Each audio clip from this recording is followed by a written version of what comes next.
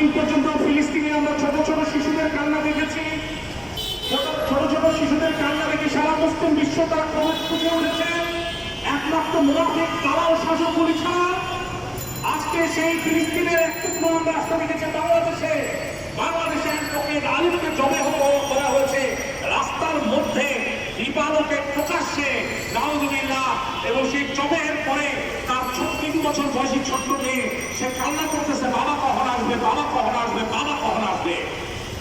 এত নির্মম হত্যাকাণ্ড পৃথিবীর বুকে একজন সরকারি আইনজীবীকে শুধুমাত্র ইনসাফ কায়েম করার জন্য, শুধুমাত্র ন্যায়ের পক্ষে বক্তব্য দেওয়ার জন্য এভাবে জমে হওয়ার কোনো নিদর্শন বাংলাদেশ পৃথিবীর কোনো জায়গার মধ্যে নেই। প্রিয় দেশবাসী, আমি আপনাদেরকে স্মরণ করে দিতে চাই, আজকে ভয়েস অফ আমেরিকা তারা জরিপ চালিয়েছে, তাদের জরিপ অনুযায়ী তারা বলছে বাংলাদেশে সবচেয়ে বেশি সুরক্ষিত ভাবে আছে অমুসলিম সম্প্রদায়। আজকে আপনার পায়ে পা লাগিয়ে দাঙ্গা লাগানোর চেষ্টা করছেন বাংলাদেশের বিরুদ্ধে এই মিথ্যাবাদী মোর্শেক রুমাপাল সে রিপোর্ট ছাপিয়েছে রয়টার্সের প্রতিনিধি হয়ে। আমরা তীব্র প্রতিবাদ জানাই, তার সাংবাদিকতার লাইসেন্স বাতিল করা হোক এবং বাংলাদেশ বিদ্বেষী আচরণ করার কারণে তাকে ইন্টারপোলের মাধ্যমে তার বিচার করা হোক। বাংলাদেশের জাতিসংঘের অন্যতম একটি দেশ এবং বাংলাদেশ অধিকার রাখে তার বিরুদ্ধে চালানো যে কোনো প্রকার প্রোপাগান্ডার বিরুদ্ধে শক্ত আইনি ব্যবস্থা গ্রহণ করার জন্য। প্রিয় দেশবাসী, রক্তের দাগ এখনো শুকায় নাই, মেথরপট্টির সেই পথ এখন রক্তের দাগে লাল হয়ে রয়েছে। আমার আপনার ভাই অ্যাডভোকেট সাইফুলের শরীরে ডজন খানেক চাপাতির আঘাত, সমস্ত মাথা থেকে পায়ের তালু পর্যন্ত বংশধরদের আঘাতের চিহ্ন সেখানে রয়ে গিয়েছে। আজকে এই মোর্শেকের দল, এই হিন্দু বৌদ্ধ খ্রিস্টান ঐক্য পরিষদ, এই ইসকন, এদেরকে ধরে ধরে মৃত্যুদণ্ড দেওয়া দরকার ছিল। প্রশাসনের নীরবতার জন্য আমরা প্রতিবাদ জানাই এবং একই সঙ্গে প্রতিবাদ জানাই আমরা কিছু পয়সা খোর চান্দাবাজদের প্রতি, যারা পয়সা খেয়ে খেয়ে এই মসজিদদের মন্দির পাহারা দিয়েছে।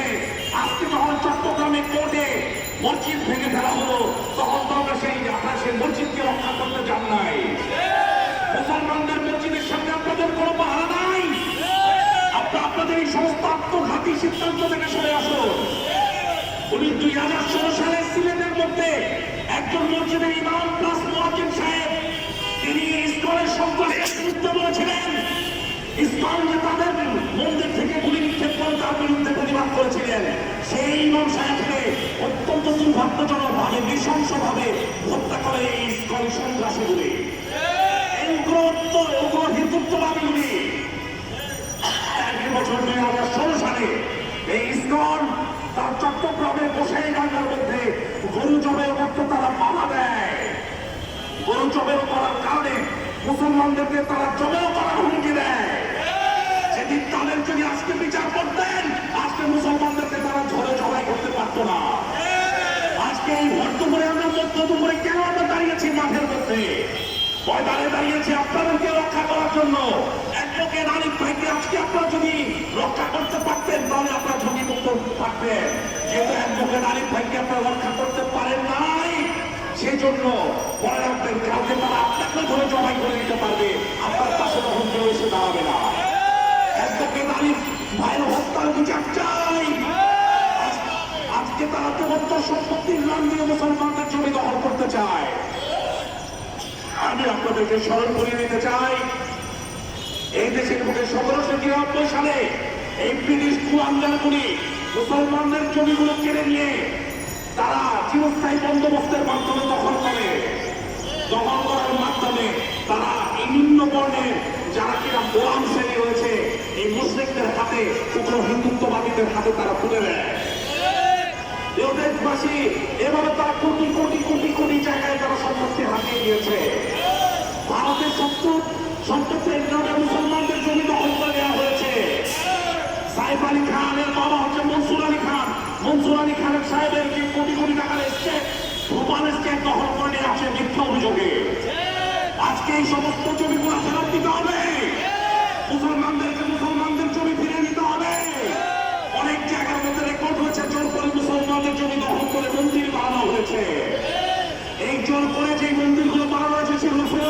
হবে। সরকারি চাকরিদের মধ্যে থেকে তারা মুসলমানদের বিরুদ্ধে চালন করে, এদেরকে সরকারি চাকরি থেকে বের করে দিতে হবে। প্রিয় দেশবাসী, আমি আপনাদেরকে জানাতে চাই, আজকে ফিলিস্তিনে তারা মুসলমানদের জায়গা দখল করছে। ঢুকছিল তারা 2 দিনের অতিথি হয়ে, আজকে তারা মুসলমানদেরকে বের করে তারা মুসলমানদের উপর তারা অত্যাচার চালায়। আজকে যদি আপনারা এই ভারতবর্ষ এবং এই সমগ্র কন্টিনেন্ট, সাবকন্টিনেন্ট, পাকিস্তান, ভারত, বাংলাদেশের মুসলমানদের প্রতি আপনারা যদি ইনসাফ কায়েম করতে না পারেন, মুসলমানদের জমি যদি মুসলমানদের হাতে ঢুকে না পারেন, তাহলে আগামী দিনে আমাদের ভবিষ্যৎ হবে ফিলিস্তিনের মতো। আমরা কি সেটা চাই? আমরা কি সেটা চাই? আমরা কি চাই ফিলিস্তিনিদের মতো উদ্বাস্ত হতে? যদি না চাই, তাহলে আজকে উগ্র হিন্দুদেরকে আমরা প্রতিহত করতে হবে। এবং আমি আপনাদেরকে সতর্ক করে দিয়ে বলছি, এখন যারা ফাঁদে না পা দেয়া এবং যারা কিনা মোশরিকদের মন্দির পাহাড়ে দাঁড়িয়ে যাবে, জনসাধারণ একসঙ্গে হিন্দু মনে করে তাদেরও হাত পা গড়িয়ে দিবে, সেদিন কিন্তু আপনারা বাঁচতে পারবেন না। সেদিন কিন্তু আপনারা মনে করেন না যে আপনাদের লেবাস আপনাদেরকে বাঁচাই দিবে। জনগণ আপনাদেরকে হিন্দু হিসেবে দেখছে এবং হিন্দু হিসেবে আপনাদের পতন ঘটবে। হাদিস শরীফে হুজুর পাক সাল্লাল্লাহু আলাইহি ওয়াসাল্লাম বলেছেন, আল বারকু মা'a মান আহাব্বা, যে যার সাথে মহব্বত রাখবে সে তার অন্তর্ভুক্ত হবে। আজকে যারা বলতেছে হিন্দুরা আমাদের ভাই, যারা হিন্দুদেরকে ভাইচারার কথা বলতে পারে না, তাহলে জেনে রাখুন তাদের আসল নসর হবে হিন্দুদের সাথে। আল্লাহ পাক কোরআন শরীফে মুশরিক এবং ইহুদিদের থেকে পানা চাইতে বলেছেন। এই মুশরিকদেরকে যারা ভাই বলে তারা কি মুসলমান? তারা মুসলমান হতে পারে না। তারা সামান্য কিছু পয়সার লোভে আমরা বক্তব্য করছে।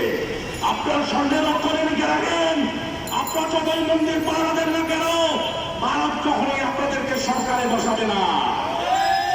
আপনার যত মন্দির পাহারা দেন, ভারত আপনাদেরকে ছাড়বে না। এবং ভারতের উদ্দেশ্যে বলতে চাই, বাংলাদেশের উদ্দেশ্যে এই সমস্ত কুৎসিত অপপ্রচারমূলক বক্তব্য যদি বন্ধ না করো, কোন একদিন সীমান্ত দিয়ে দলে দলে 40 কোটি মুসলমান ঢুকবে, সেদিন তোমরা নিজেকে বাঁচাতে পারবে না। 2000 সালে সেই বর্ডার যুদ্ধের কথা মনে করে দিচ্ছি।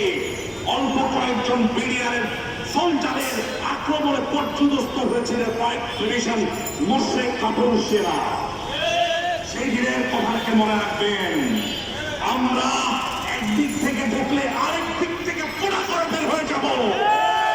একদিক থেকে ঢুকলে আরেক দিক পুরা হয়ে বের যাব। আমরা এদিক দিয়ে ঢুকলে ওই দিক থেকে আমাদের মুসলমান বাইরে ঢুকে। কাজেই এই যে আগুন নিয়ে খেলা করতেছ, এই আগুনের পরিণতি অত্যন্ত ভয়াবহ। এই আগুন তোমাদেরকে জ্বালিয়ে পুড়িয়ে ছারখার করে দিবে। আর সংবাদপত্রের প্রতি আহ্বান জানিয়ে বলছে, আর কত দালালি করবেন?